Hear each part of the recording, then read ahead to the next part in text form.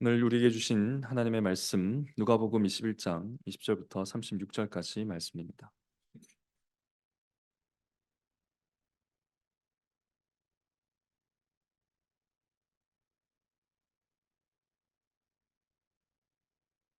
누가복음 21장 20절부터 36절까지 말씀.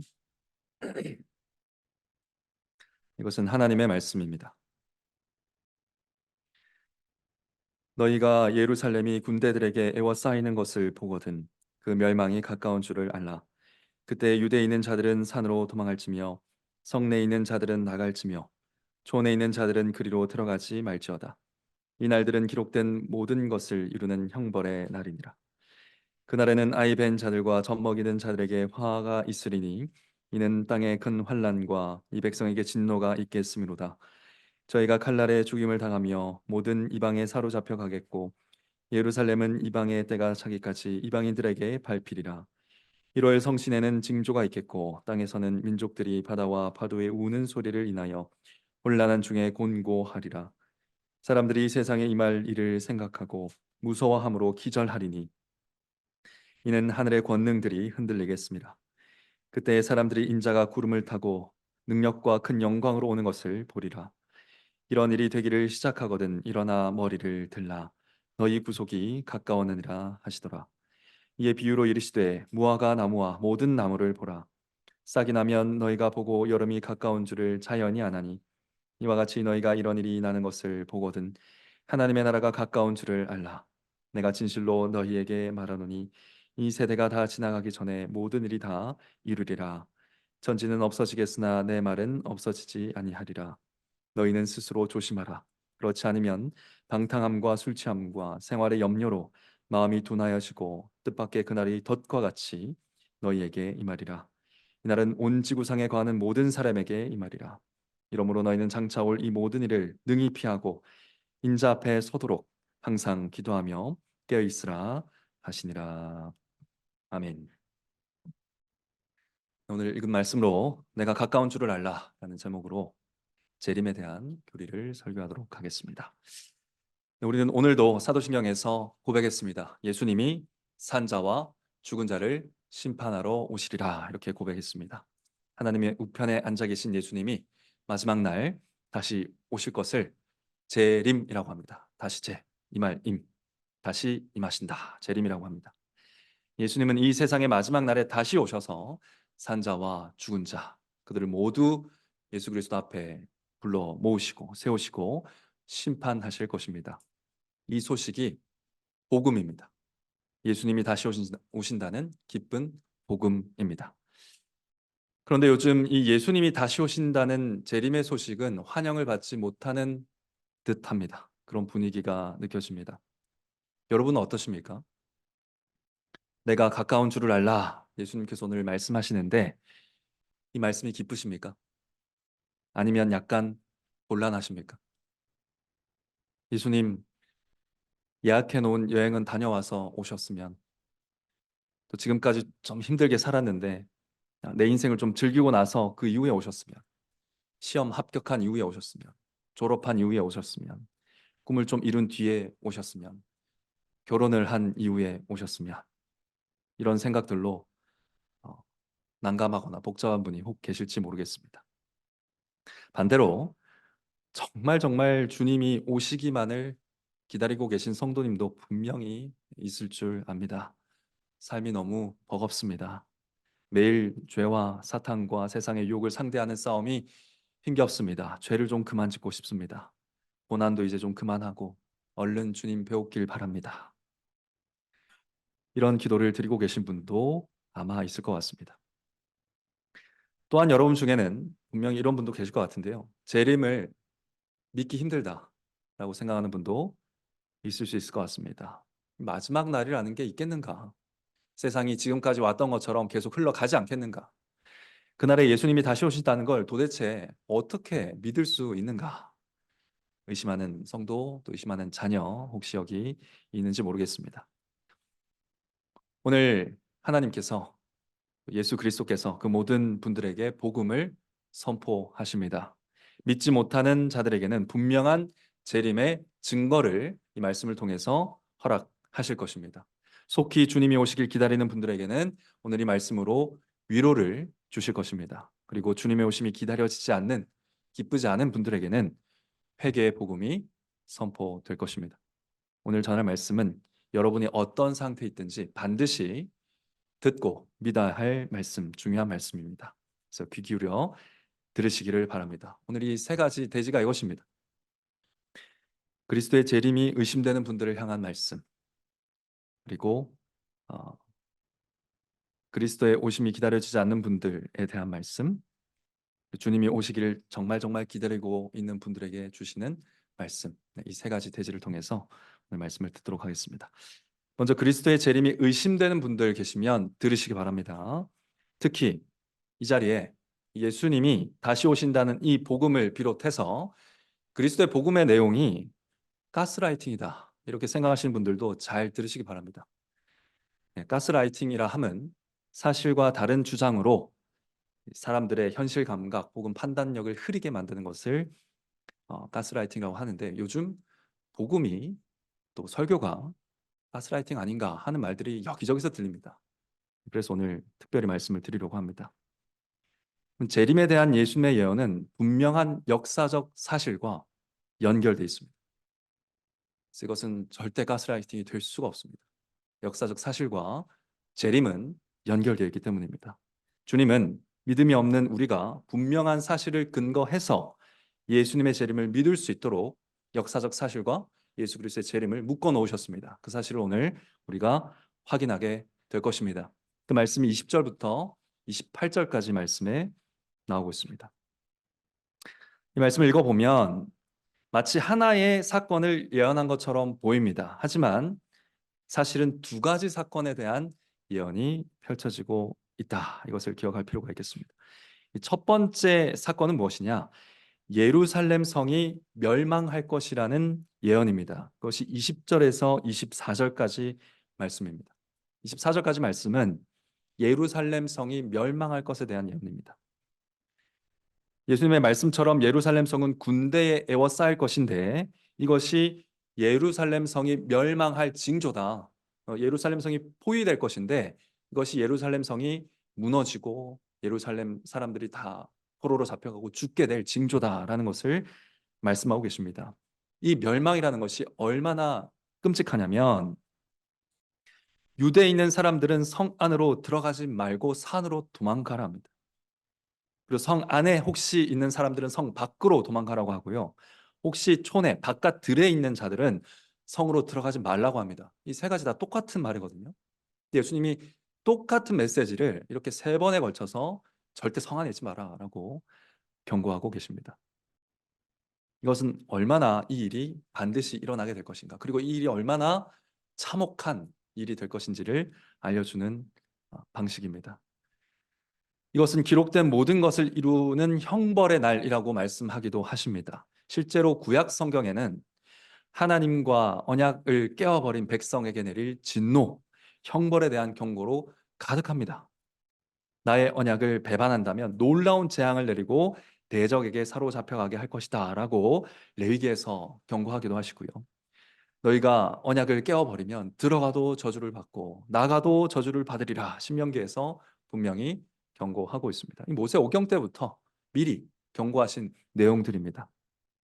특별히 다니엘서 9장 26절을 보면 한 왕의 백성이 와서 그 성읍과 성소를 회파하겠다, 파괴하겠다, 멸망시키겠다 예언하고 있습니다. 한 왕이 예루살렘 성과 예루살렘에 있는 성전을 다 무너뜨릴 것이다, 성읍과 성소를 다 회파하겠다라고 예언을 하고 있습니다. 이런 예언의 말씀대로 환난과 진노가 임하고 칼에 죽임을 당하고 이방에 사로잡혀 가는, 그리고 예루살렘이 이방인들에게 짓밟힐 것이라는 이 무서운 예언이 지금 선포되고 있는 것입니다.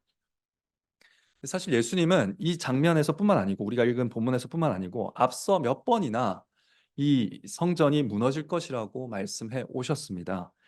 나귀를 타고 예루살렘에 입성한 것 여러분 아실 겁니다. 호산나 다윗의 자손이 하면서 다윗 다윗의 후손으로 예루살렘 성에 들어가시던 그날 예루살렘을 향해 우시면서 이렇게 말씀하셨습니다.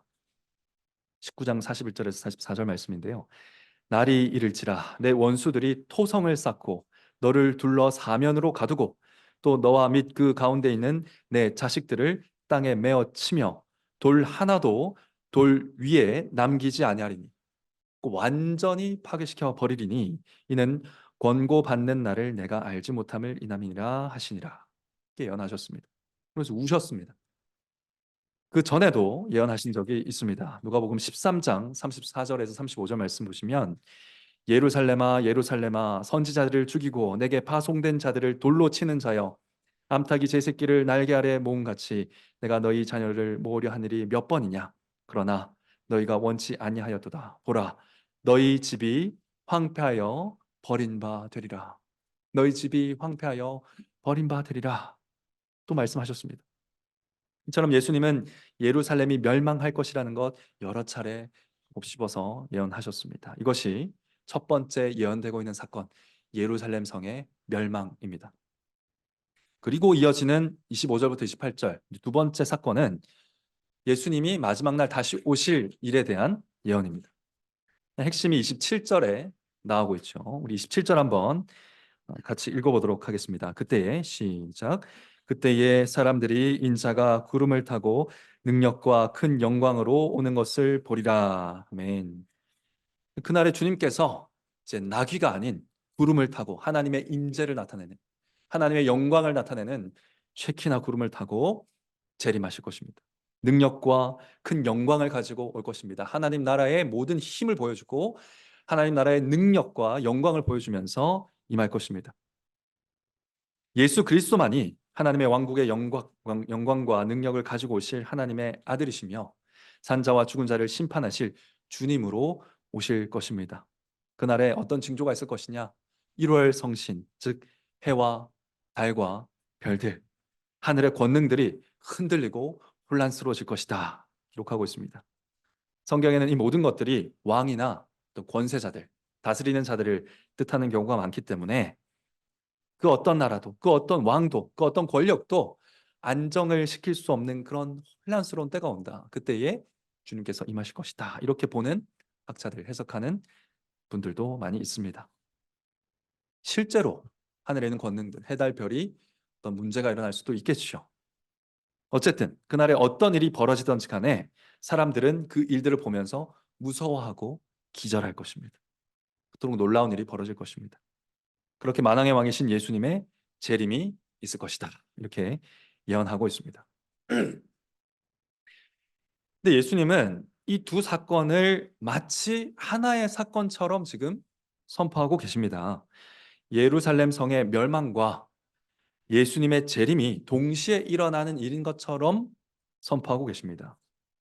그런데 실제 역사를 보면 이 두 사건은 시간적인 거리가 꽤 멉니다. 32절 말씀처럼 이 세대가 지나기 전이라고 할 수 있는 주후 70년에 예루살렘 성이 무너집니다. 이 세대라 하면 이 말씀을 듣고 있는 제자들이 살아있는 동안이라고 생각할 수 있는데요. 실제로 사도 요한의 경우에는 예루살렘 성이 무너진 사건 이후에 요한계시록을 받아서 기록한 것으로 여겨집니다. 그러니까 실제로 사도가 살아있는 동안에, 제자들이 살아있는 동안에 예루살렘 성의 멸망이 있었던 것이죠. 근데 예루살렘 성이 멸망할 때 정말 1월 성신에 문제가 생기고 사람들이 기절하는 일이 있고 그래서 예수님이 재림하셨는가? 그렇지 않았습니다. 그러니까 예루살렘의 멸망과 예수님의 재림은 시간상으로 우리가 지금 경험하고 있듯이 굉장히 점점점 멀어지고 있죠. 하루하루 멀어지고 있습니다. 하지만 예수님은 이 두 사건을 하나로 엮으시면서 내가 다시 오리라, 내가 다시 오리라는 예언을 이미 성취되기 시작했다는 것을 우리에게 알려주고 있습니다. 왜냐하면 예수님은 이 두 사건을 하나로 딱 붙여 놓으셔가지고 하나의 사건이 일어나면 어떤 사건도 반드시 일어난다? 두 번째 예언한 사건도 반드시 일어난다는 것을 알 수 있게끔 지금 예언하고 계신 것입니다. 예루살렘 성이 멸망한다는 사건이 분명히 일어날 것인데 그것을 확인한다면 어떤 사건도 반드시 일어날 것이다. 예수님의 재림도 반드시 일어날 것을 믿으라고 이렇게 이 사건을 붙여서 우리에게 선포하고 계시다는 것입니다. 예루살렘 성이 멸망하는 일이 일어났다면 재림도 일어날 것입니다. 그래서 예수님의 재림 예언은 이미 성취되기 시작한 것입니다. 주후 70년부터 이루어지고 있는 일이라는 것이죠. 만약에 예수님이 그냥 막연히 내가 세상 마지막 날에 오겠다 하셨다면 그 사실을 믿기란 정말 어려웠을 겁니다. 정말 믿을 수 없는 일이었을 겁니다. 누가 알겠는가?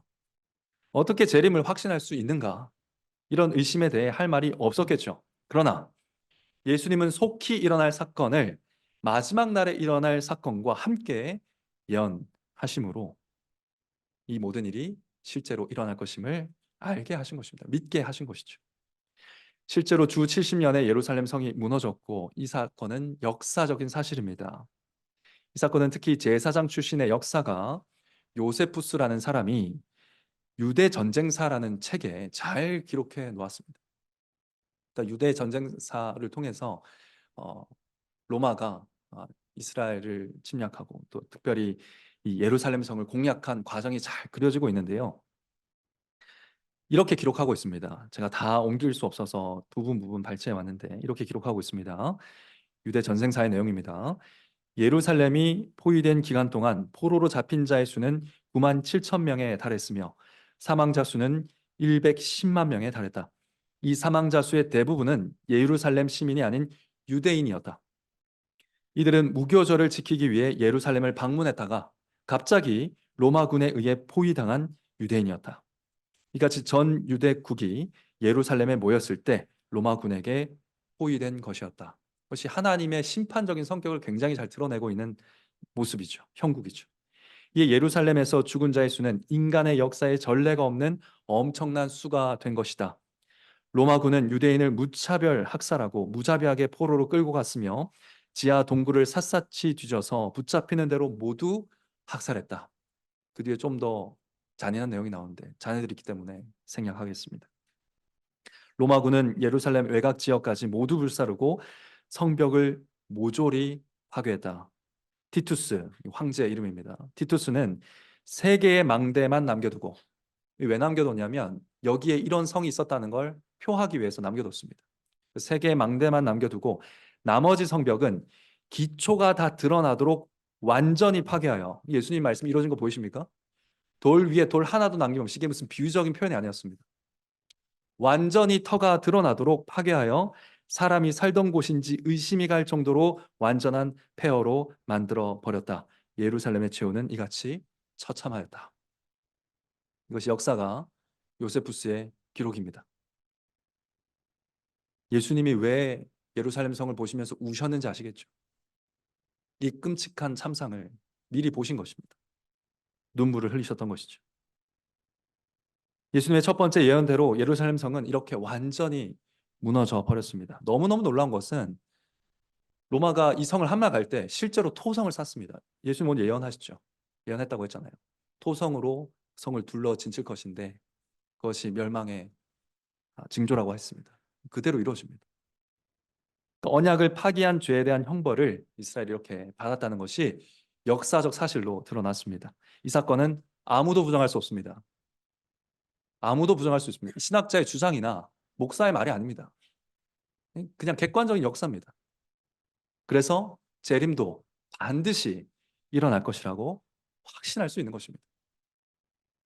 예수님은 이 예언이 반드시 이루어진다는 것을 강조하시면서 29절부터 비유 하나를 허락하시죠. 무화과 나무와 모든 나무를 비유를 들어서 말씀하십니다. 오늘 우리가 소풍을 가게 될 텐데 소풍을 가서 보시면 알겠지만 이제 꽃이 다 떨어지고 나무에는 싹이 자라고 있습니다. 그 싹은 무엇을 말합니까? 이제 곧 더운 여름이 오겠구나 하는 것을 알려주고 있지요.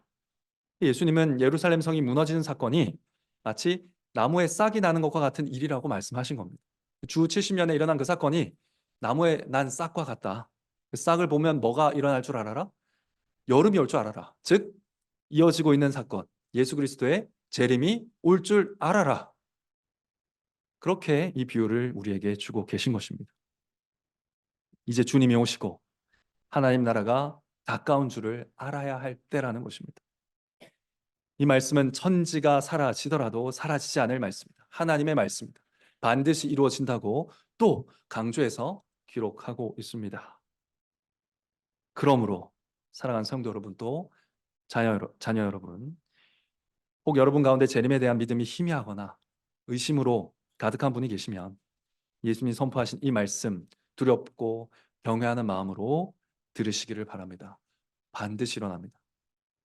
우리 주님 반드시 오십니다. 성령님께서 이 말씀을 들은 여러분에게 꼭 믿음을 주시기를 바랍니다. 그래야 해서 다시 오실 예수님에 대한 소망으로 가득하여서 믿음으로 살아가는 여러분 되시기를 간절히 바랍니다. 둘째로, 예수님의 재림을 간절히 기다리는 분들을 향해서 오늘 말씀은 위로를 전하고 있습니다. 애초에 예수님이 이 재림의 복음을 선포하신 이유가 무엇인가? 예수님은 고난당할 교회를 위해서 이 말씀을 주고 계십니다. 내가 다시 오겠다 하는 복음을 선포하고 계십니다. 우리가 사실 8절부터 읽어야 했습니다. 아니 21장 전체를 읽어야 했습니다. 읽진 않았지만 8절부터 예수님은 교회가 당할 고난에 대해서도 예언을 하고 있습니다. 이 마지막 부분인 17절부터 19절까지 말씀을 같이 한번 읽어보도록 하겠습니다. 또 너희가 시작. 또 너희가 내 이름을 인하여 모든 사람에게 미움을 받을 것이나 너희 머리털 하나도 상치 아니하리라. 너희의 인내로 너희 영혼을 얻으리라. 아멘. 보면 내 이름을 인하여 모든 사람에게 미움을 받을 것이다. 여기 핍박을 받고 미움을 받고 어려움을 당할 것이다. 고난 당할 것이다. 예수님은 이 말씀을 통해서 이어지는 모든 예언을 또 통으로 묶어서 선포하신 것이죠. 그러니까 예수님의 재림이 임할 때까지 교회는 어떻게 지내게 될 것인가를 지금 말씀해 주고 계십니다. 어떻게 살게 될 것이다? 교회는 고난의 길을 걷게 될 것이다. 이 당시에 사실 제자들은 꽃길을 걸을 줄 알았어요. 예수님이 왕이 되시고 성전에서도 정권을 잡으시고 실질적인 유대의 왕이 되셔가지고 나는 예수님 오른편에, 아니 나는 예수님 왼편에, 서로 그 자리에 앉아가지고 이 이스라엘을 통치하면서 다스릴 것이다. 새로운 메시아의 왕국에서 우리는 으뜸가는 중요한 사람, 영광과 권능을 가진 사람들이 될 것이다. 기대가 있었습니다. 그러나 예수님은 고난의 길을 걸 것이다. 너희는 정말 힘들게 살 거야 라고 말씀해 주고 계십니다. 근데 이 말씀은 또 어떤 말씀이냐면, 어떤 말씀입니까? 자, 교회가 고난을 당한다면 뭘 확신해도 된다? 예수님의 오심을 확신해도 된다 이 말입니다. 이 사건과 또 연결되어 있는 게 바로 교회의 고난입니다. 재림과 연결되어 있는 사건이 뭐다? 교회의 고난이라는 것이죠. 그러니까 교회의 고난이 있다면 재림을 또한 확신해도 좋다는 말씀을 하고 계십니다. 교회가 미움받고 고난당할 때 내가 가까운 줄을 알라, 이 음성을 들으라는 것입니다. 믿으라는 것이죠. 여러분, 근데 이 말씀을 하신 시점이 언제냐면 곧 십자가 고난을 코앞에 둔 그때였습니다. 예수님 이제 고난 받으실 거였어요. 그런데도 예수님은 자신의 고난보다 이 고난의 길을 걸을 교회에 대한 위로의 마음으로 마음이 가득 차셨습니다. 그래서 지금 이 말씀을 하고 계신 것이죠. 예수님은 정말로 참 목자이십니다. 지난주에 들은 말씀처럼. 특히 예수님은 눈앞에 있는 제자들뿐만 아니라 저와 여러분을 포함해서 고난당할 모든 세대의 교회들을 향해서 위로를 전하시기 원하셨습니다. 그 위로가 담긴 28절 말씀, 이런 일이 되기를 함께 읽어보도록 하겠습니다. 28절, 21장 28절 시작. 이런 일이 되기를 시작하거든 일어나 머리를 들라 너희 구속이 가까웠느니라 하시더라. 자, 여러분, 이 예언하신 말씀들이 시작될 것입니다. 이루어지기를 시작할 것입니다. 이런 일이 시작될 것입니다. 시작하거든. 교회의 고난이 시작되고 예루살렘 성에 멸망하는 일이 시작되고 마지막 날에 징조가 나타나서 하늘의 권능들이 흔들리는 그런 혼란스러운 시간들을 교회가 보낼 수도 있다. 그러나 그런 일이 시작될 때 어떻게 하라? 교회는 일어서서 어떻게 하라는 겁니까? 고개를 들라는 겁니다. 고개를 들라는 겁니다. 그리고 뭘 알라는 겁니까? 구속이 가까웠음을 알아라. 그리스도께서 오고 계시다는 것을 알아라. 구속할 주님이, 구속을 완성하실 주님이 하늘에서 내려오실 것을 확신하며 바라보라. 일어서서 고개를 들어라. 위로하고 계십니다. 언약을 깨어버린 옛 언약 백성 예루살렘 성에 대해서는 멸망이 가까운 줄 알라 하셨거든요. 그 주님께서 고난받을 교회를 향해서는 구속이 가까웠음을 알아라 하십니다. 위로하시는 것이죠. 이처럼 주님은 고난의 길이 그리스도의 위로가 늘 머무는 길이 될 것이라고 격려하고 계십니다. 그래서 교회가 걷는 고난의 길은 꽃길이기도 합니다. 그리스도의 위로가 가득한 길이기 때문이죠. 예수님은 교회가 겪게 될 고난을 미리 말씀해 주시면서 너희들이 그 고난을 당하게 될 때 놀라지 말고 이상하게 여기지 말고 주님이 말씀하신 그 고난이 이르렀구나. 우리가 지금 구주의 재림을 향해서 잘 나아가고 있구나. 이 역사가 지금 구주의 재림을 향해서 잘 나아가고 있구나. 위로를 받으라는 것입니다. 실제로 예수님께서 예루살렘에 멸망을 주셨을 때 유대인들에게 박해받던 교회들은 안식을 누렸습니다. 이 일이 마지막 날에 대한 거울입니다. 마지막 날에도 이런 일이 일어날 것입니다. 예수님은 마지막 심판의 날에 모든 고통에서, 고난에서, 박해에서 교회를 구속할 것입니다. 해방시킬 것입니다. 완전히 자유케 할 것입니다. 그날은 구원받은 교회에게는 무서운 날이 아닙니다. 이미 죽음도 우리에게는 기쁜 날이 되었지 않습니까? 마지막 날은 즐거운 안식의 날이 될 것입니다. 우리는 죽음도 고난도 어떤 일 속에서도 기쁨으로 머리를 들어서 주를 바라볼 수 있게 되었다는 것입니다. 이렇게 최후를 맞이한 사람이 있지요. 누굽니까? 스데반 집사님. 돌아가시며 하늘을 향해서 고개를 들고 팔 벌려 구속을 완성하실 주님을 바라보면서 죽지 않았습니까? 그것이 교회의 마지막 모습이다라는 것입니다. 그러므로 그리스도를 믿고 믿음으로 사는 삶에서 고난을 겪고 계신 사랑하는 성도 여러분, 그리스도인이라는 이유로 부모와 형제와 친척과 친구들로부터 공격과 미움을 당하고 계신 성도 여러분, 교회라는 이름을 가지고 해서는 안 된 일들을 행하는 사람들 때문에 같이 돌던짐 당하고 똑같이 욕을 당하고 함께 손가락질 받고 그렇게 마음의 아픔을 품고 계신 사랑하는 성도 여러분,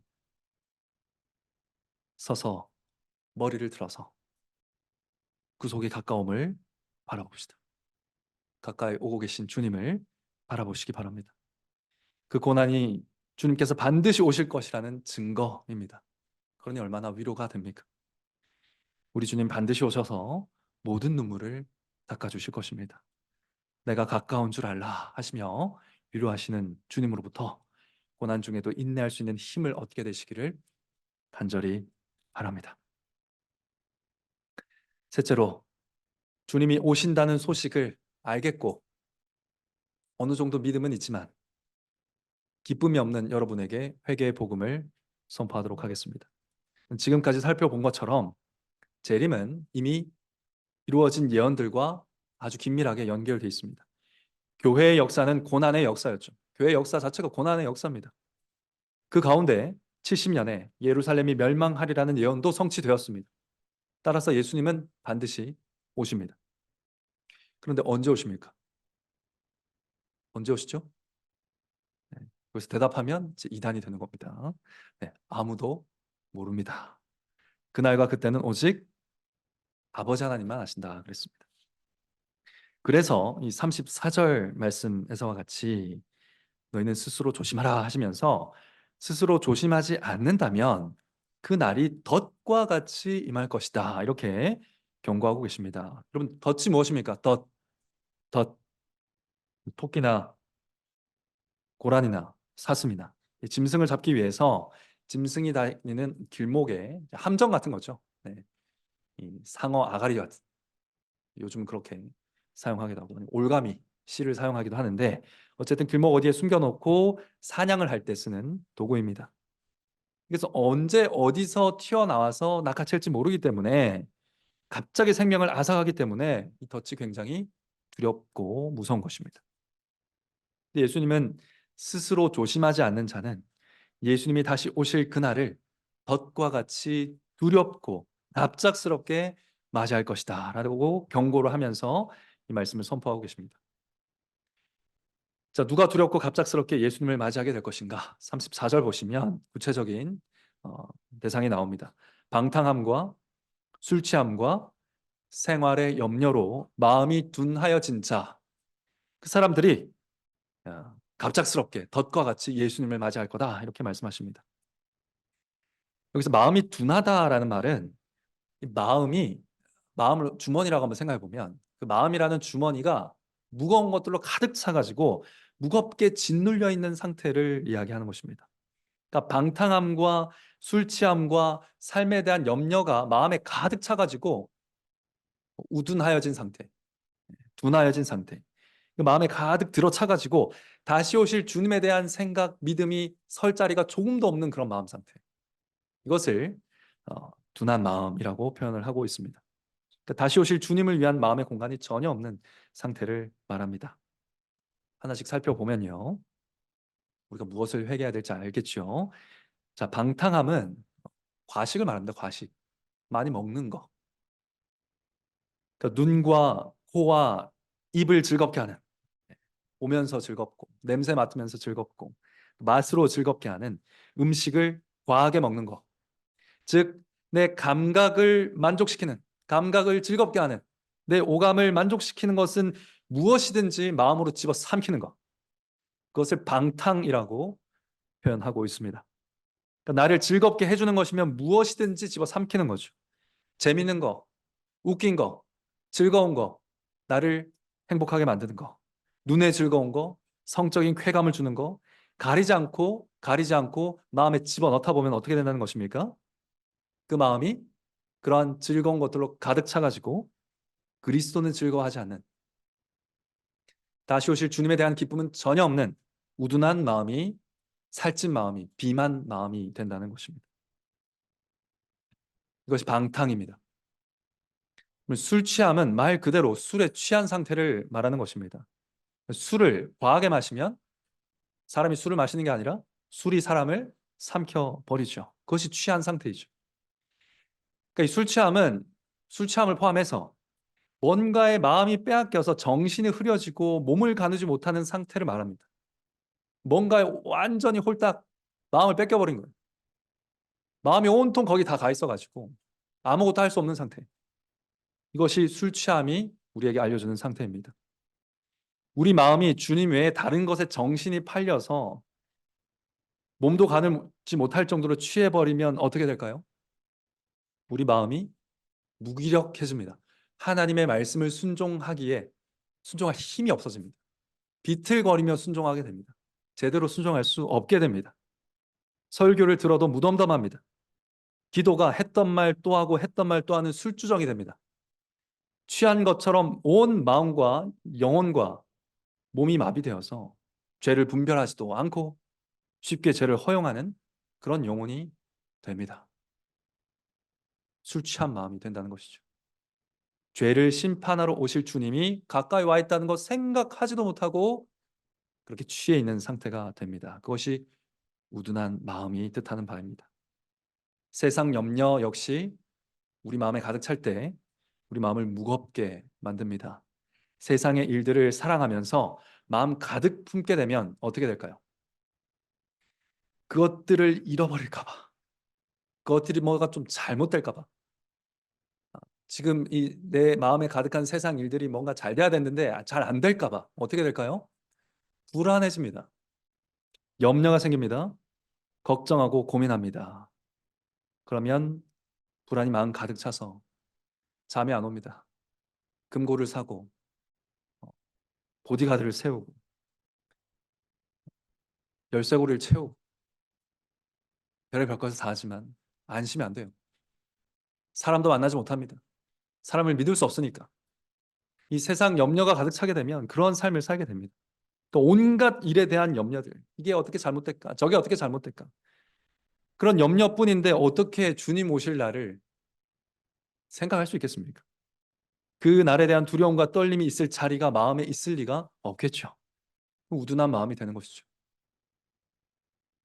그러니까 우리가 이 마지막 때에 조심 없이 마음에 이것저것 집어넣다 보면 그렇게 마음이 뚱뚱해져서 우둔해져서 예수님의 오심이 덫과 같이 임하는 것을 발견하게 될 거다라는 것입니다.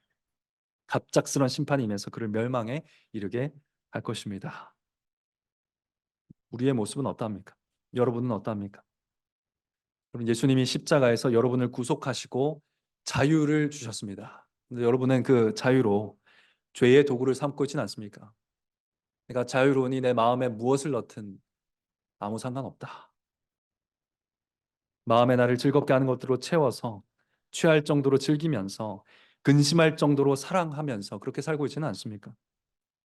그래서 오실 주님에 대한 마음의 공간이 없어서 그분이 오신다는 소식이 기쁜 소식인지 슬픈 소식인지도 분간이 안 되는 그런 상태에 이르게 된 것이 아니겠습니까?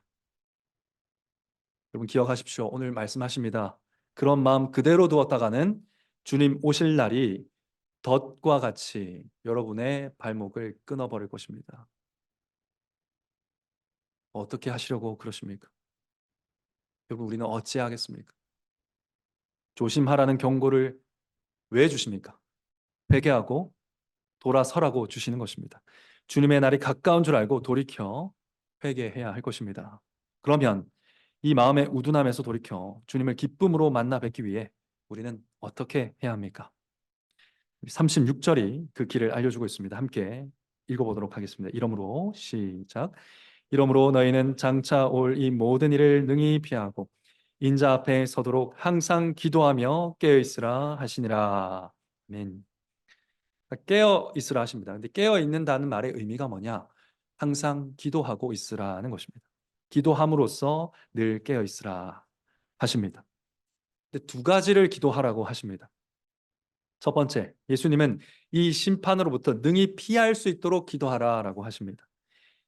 심판으로 우리를 인도하고 있는 이 마음의 폭식과 마음의 술 취함과 마음에 가득 채우는 세상 염려로부터 피하기 위해서 기도하라고 하십니다. 마음이 부대끼지 않도록, 마음에 과부하가 걸리지 않도록, 마음이 비둥비둥 살이 찌지 않도록 마음을 사로잡는 것들로부터 피할 수 있도록 기도하라는 것입니다. 이미 예수님 주기도문에서 이 기도를 우리에게 명령하셨습니다. 시험에 들지 않도록 악에서 우리를 구하여 달라고 기도하라고 가르쳐 주셨지요. 기도하라는 것입니다. 기도하라는 것입니다. 그래야 해서 하나님의 심판과 지옥의 저주를 피하는 여러분 되시기를 간절히 바랍니다. 더 무슨 설명이 필요합니까? 너무 쉬운 명령입니다. 다 알고 있는 명령이죠. 그리고 두 번째로 기도해야 될 내용은 무엇입니까? 단지 지옥으로 가는 심판을 피할 뿐만 아니라 어떻게 해야 됩니까? 인자 앞에 서도록 기도하라고 하십니다. 여러분 이 기도는 약속이 있는 기도입니다. 왜냐하면요. 여기 인자 앞에 서도록이라는 이 단어가 서라이라는 단어가 수동태입니다. 그러니까 무슨 말이냐면 주님 앞에 그러니까 그리스도 앞에 내 앞에 너가 세워질 수 있도록 기도하라는 것입니다.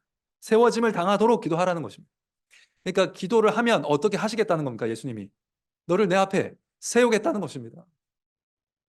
약속과 함께 주시는 명령입니다. 그럼 참된 회개는요. 죄의 길에서 떠나는 것으로 시작합니다. 근데 마무리가 뭡니까? 마무리. 하나님과 동행하는 삶에서 마무리가 됩니다. 회개는 거기까지 가야 마무리가 됩니다. 심판을 피해서 주님 앞에 서 있도록 기도하라고 명하신 주님은 기도할 때마다 어떻게 하시겠습니까? 우리를 그분 앞에 세우고 동행하실 것입니다. 그리스도의 얼굴을 보면서 걸어갈 수 있도록 해주실 것입니다. 그러니 기도하며 그리스도의 말씀 앞에 서십시오. 기도하면서 그리스도의 복음 앞에 서시기 바랍니다. 그래야 심판을 피해 그리스도와 늘 동행하며 살다가 마지막 날 주님 오실 날에 기쁨으로 그리스도 앞에 서는 여러분 되시기를 바랍니다. 그러면 우리는 마지막 날을 덫과 같이 맞이하지 않을 것입니다. 그럼 모든 사람이 덫처럼 그날을 맞이할 게 아닙니다. 늘 항상 앞에 있는 그리스도와 대화하던 자는 어떻게 그날을 맞이하게 되겠습니까? 항상 앞에 있지만 보이지 않는 그리스도를 드디어 본다는 기쁨, 놀라긴 하겠죠. 그러나 기쁨 어린 놀라움, 정말 보고 싶었던 그분을 만난다는 아주 기쁨이 충만한 놀라움으로 그날을 대하게 되지 않겠습니까? 너무너무 기다리던 손님을 만나듯이, 너무너무 기다려온 손님을 만나듯이 그렇게 즐겁게 주님을 맞이할 것입니다. 그럼 그날은 우리에겐 도적같이 오면 안 됩니다. 그날은 우리에겐 덫과 같이 오면 안 됩니다. 그날은 늘 만나던 주님을 만나는 날이 되어야 합니다. 그러기 위해서 예수님은 임마누엘의 은혜와 복을 약속하시면서 기도하라고 하신 것입니다. 늘 항상 기도하라. 늘 항상 기도하라. 이 기도하는 자의 기쁨이 오늘 돌이켜 회개하고 늘 주 앞에 서는 여러분 모두에게 있기를 간절히 바랍니다. 결론입니다. 오늘 우리는 그리스도의 재림의 복음을 들었습니다. 우리는 그리스도께서 다시 오실 것을 확신하며 믿을 수 있는 증거를 역사 속에서 받았습니다. 예루살렘의 멸망의 역사가 그 증거이고요. 교회가 지금까지 당해온 모든 핍박의 역사가 그 증거입니다. 예수님의 예언이 성취되었다는 이 분명한 증거를 믿으시고 다시 오실 주님을 믿는 소망하는 여러분 되시기를 간절히 바랍니다. 그러면 어떠한 고난 속에서도 다시 오실 주님에 대한 확신 가운데 인내할 수 있는 힘을 공급받을 것입니다. 또한 말씀 앞에 스스로를 돌아보고 심판받을 죄에서 돌이켜 주님 앞에 세움받을 수 있도록 늘 기도하며 깨어 있으시기를 바랍니다. 기도를 명하신 그리스도께서 약속된 임마누엘의 은혜로 동행하실 것입니다. 그래서 마지막 날까지 우리를 지키고 보호할 것입니다. 이 은혜와 복이 오늘 이 말씀에 믿음으로 반응하는 모든 성도들과 자녀들과 함께하기를 성부와 성자와 성령의 이름으로 간절히 축원합니다.